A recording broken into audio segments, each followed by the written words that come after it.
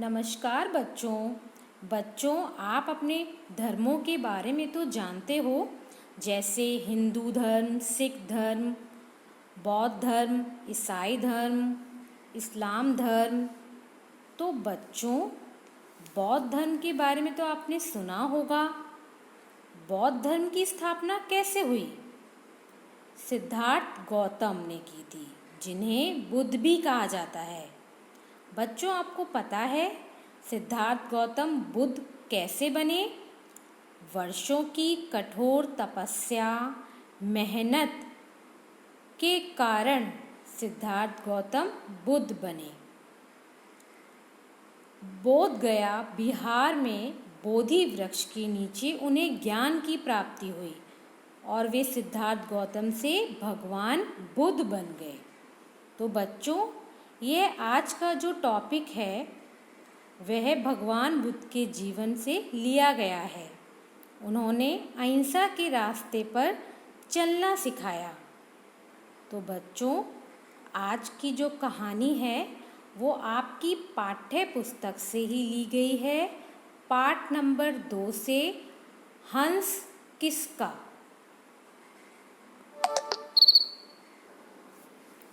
प्राचीन काल की बात है। मगध में शुद्धोधन नाम का एक राजा राज्य करते थे। मगध में शुद्धोधन नामक एक राजा राज्य करते थे। उनका एक पुत्र था, सिद्धार्थ। सिद्धार्थ बहुत ही दयालु था। सिद्धार्थ का एक चचेरा भाई देवदत्त भी था। जो सिद्धार्थ थे उनका चचेरा भाई देवदत्त भी था। चचेरा भाई हम किसको बोलते हैं? चाचा का पुत्र। और चाचा के पुत्र का नाम क्या था? देवदत्त। देवदत्त अत्यंत कठोर प्रवृत्ति का था। उसे शिकार करने में बहुत आनंद आता था।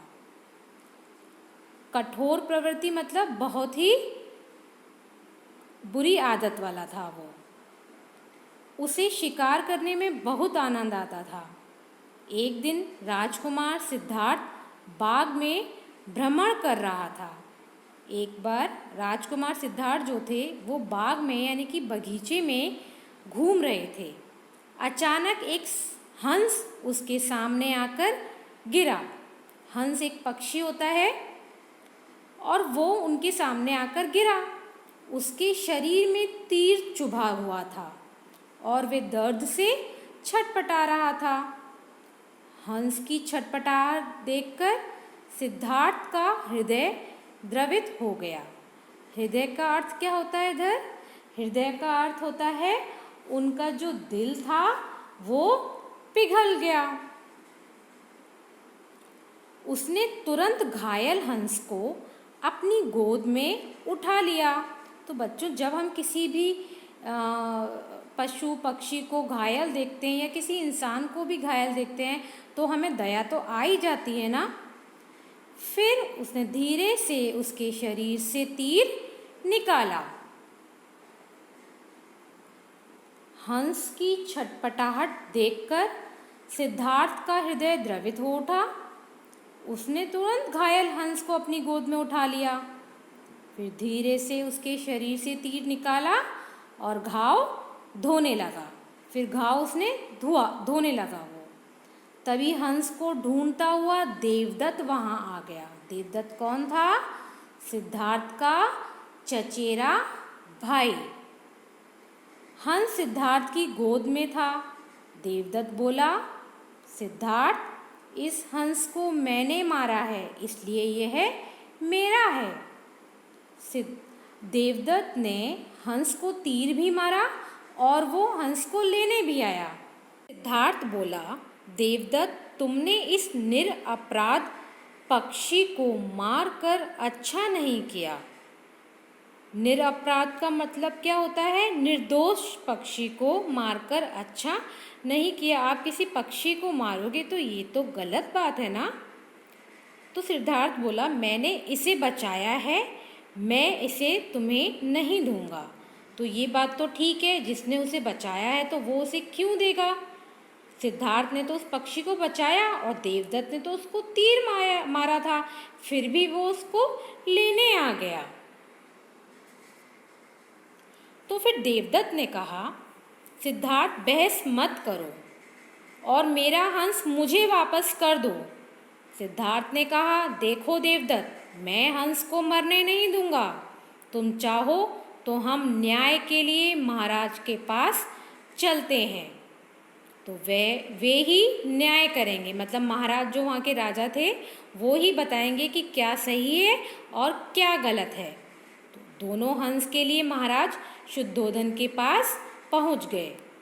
तो देवदत्त क्रोधपूर्वक बोला, देवदत्त गुस्से में बोला, क्रोधपूर्वक का अर्थ इधर है गुस्से में बोला, महाराज मुझे न्याय चाहिए।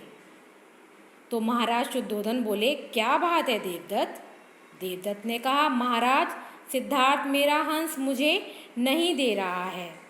तो शुद्धोधन ने पूछा, सिद्धार्थ क्या ये हंस तुम्हारा है? तो सिद्धार्थ ने उत्तर दिया, जी यह हंस मेरा है।